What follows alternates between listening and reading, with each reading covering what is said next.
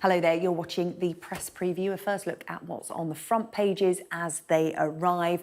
It's time to see what's making the headlines with the director of the John Smith Centre at the University of Glasgow, Kezia Dugdale, and the Conservative commentator Tim Montgomerie. They'll be with us from now until just before midnight. So we're going to have a look at what's on the front pages so far. We'll start with The Guardian. They are reporting the world is on track for disastrous levels of global heating despite carbon-cutting pledges at the COP26 climate summit in Glasgow. The Metro carries criticism of the former Attorney General, Sir Geoffrey Cox, after it emerged he cast absentee votes in the Commons while carrying out highly paid external legal work in the BVIs. The paper dubs him Jeff in Paradise. Here's the Daily Mirror. It says around 100,000 NHS staff face losing their jobs unless they get fully vaccinated by April next year. The Eye is warning that care homes in Birmingham, Manchester and Nottingham could see staff shortages when mandatory vaccinations are introduced because uptake amongst the profession in those areas is low. According to The Telegraph, the Education Secretary, Nadhim Zahawi, has called on Oxford University to explain to its Jewish students why it accepted more than £12 million in funding from a trust that was set up by the family of the wartime fascist leader, Sir Oswald Mosley. The FT reporting that the US conglomerate General Electric is to split into 3 separate public companies focused on healthcare, energy and aviation.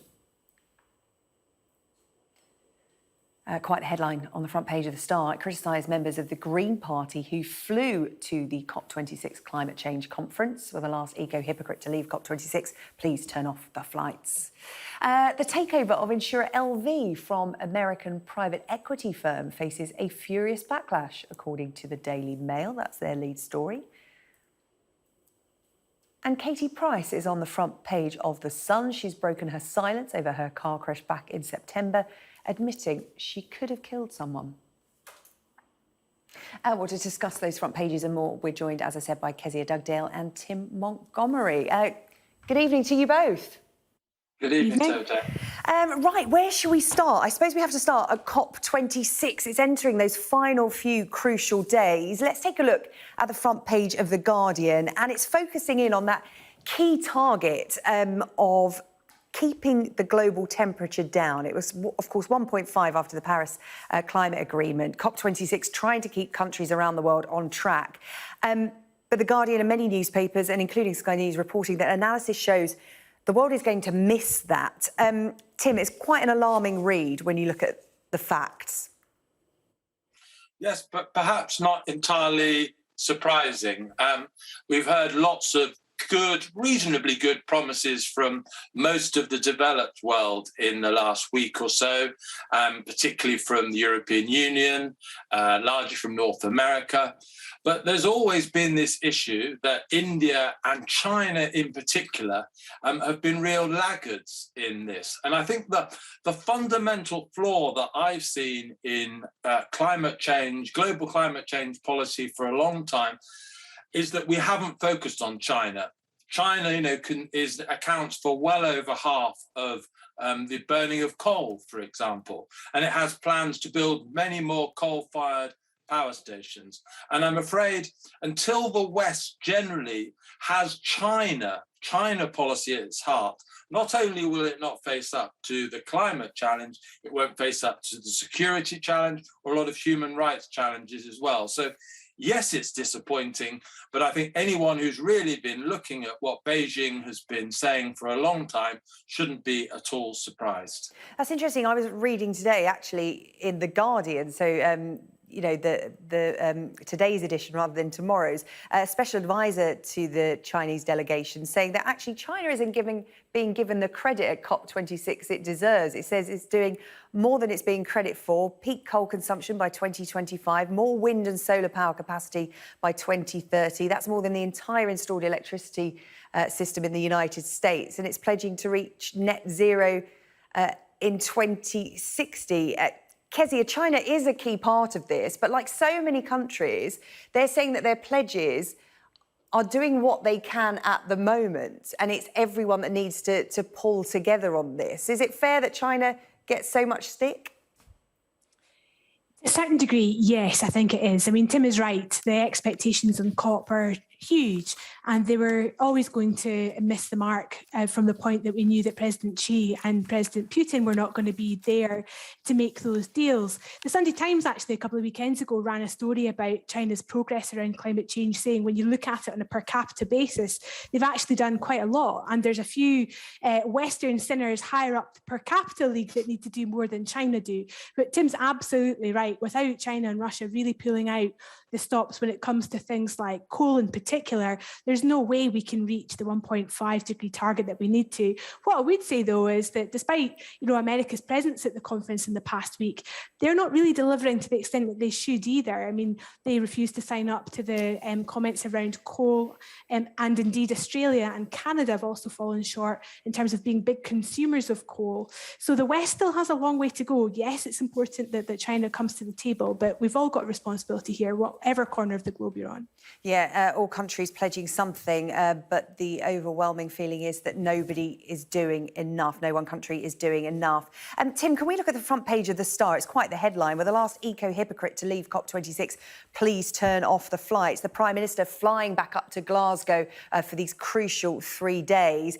And The Star pointing out that even members of the Green Party got on a plane to head to Glasgow. I think that's what's sticking in the throat of so many members of the public who are trying to do their bit at home, is that these big world leaders and all these delegates are being hypocritical with what they're doing, quite blatantly as well.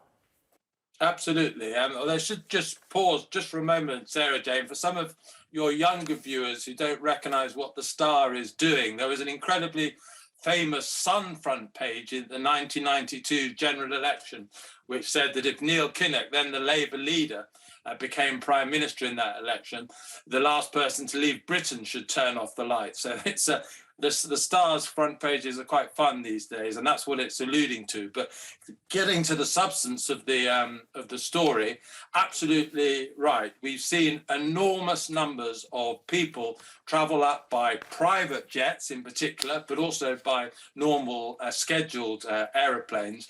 And I think Boris Johnson, as he returns to Glasgow tomorrow, is going by train, partly because after his first visit, he went back to London via jet.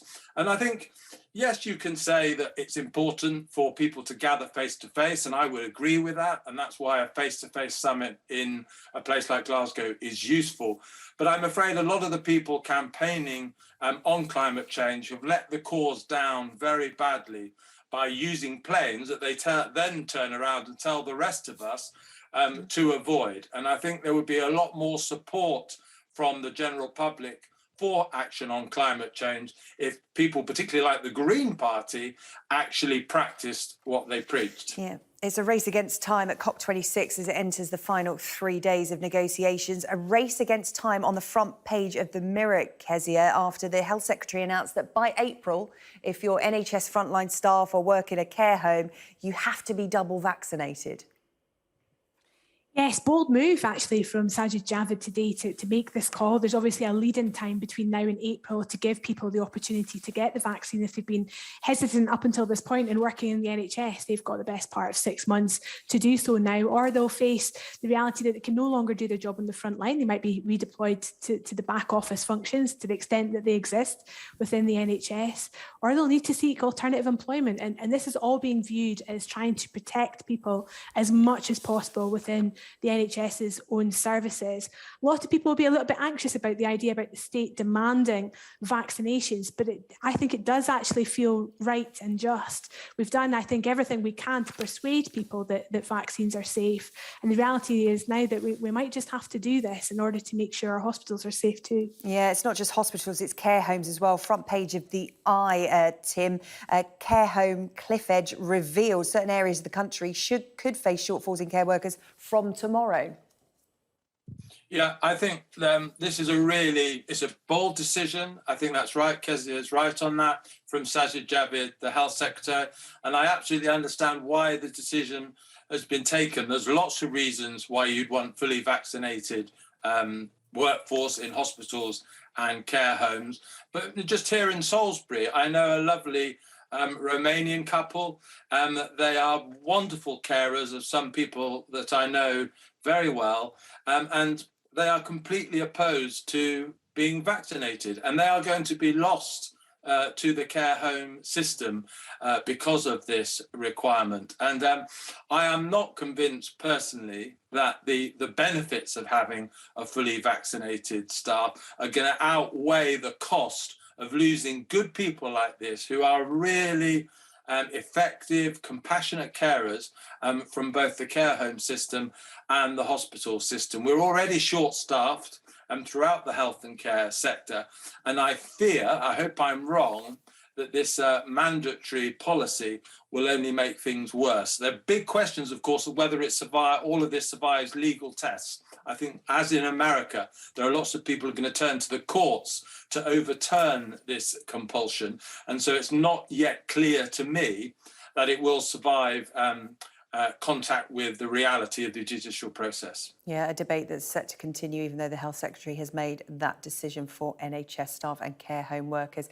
Front page, Jeff in Paradise, Kezia. This is about the former Attorney General, Sir Geoffrey Cox, who went to the British Virgin Islands to help with a corruption case there and was voting remotely while Parliament was in session.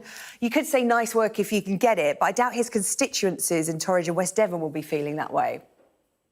No, I mean, what a cracker of a headline, first and foremost, from the Metro. But you're right, this is an outrageous story at the extreme end of the scandal that's brewing now around the number of MPs with second jobs. This is a real extreme example of an MP raking hundreds of thousands of pounds at the other side of the world as part of his second job. And that's been well rehearsed in the papers today, and I'm sure it will be for days to come yet. But the most angry thing about this story, from my perspective, is the damage it might do to the future of proxy voting in Parliament. This is the system whereby MPs can cast their votes electronically that was brought in during the start of the pandemic. We did a survey of public opinion at the John Smith Centre about this, and 2/3 of the public supported it. They liked the idea that it might help rural or remote MPs do their job a bit better. But I think they hoped that Geoffrey Cox might consider West Devon to be the rural remote location he'd vote from rather than the British Virgin Isles. Tim, your view on Sir Geoffrey Cox voting from the British Virgin Islands doesn't look good, does it? The government's having quite the time of it when it comes to allegations of sleaze, corruption, second jobs, earning too much money and not looking after the public that have voted them into those positions. It's a really messy situation for the government, and I think this is going to obviously increase the whole public pressure for whether MPs should have second jobs. Personally, I think the House of Parliament is enriched by having parliamentarians who aren't just sort of career politicians. But this story from Geoffrey Cox, obviously in the BVI, is not a good advert for the case that people like myself would like to be making. And Tim, we've only got 30 seconds, but we've got to talk about Marcus Rashford. MBE is for Mum's big example. This is in the Metro as well. Well, look, I'm a Man United supporter.